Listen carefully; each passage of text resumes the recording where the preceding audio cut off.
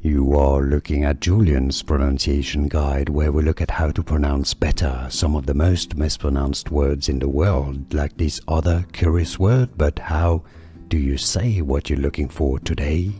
We are looking at how to pronounce these words, as well as how to say more interesting but often confusing words in English that many mispronounce, so make sure to stay tuned to the channel. How do you say it? Inherent, stress on the second he syllable. Both British and American English pronunciations are similar here as inherent, inherent. Here are more videos on how to pronounce more confusing words and names too many mispronounced. Like this video if you found it useful. I appreciate your support. I'll see you soon and thanks for watching.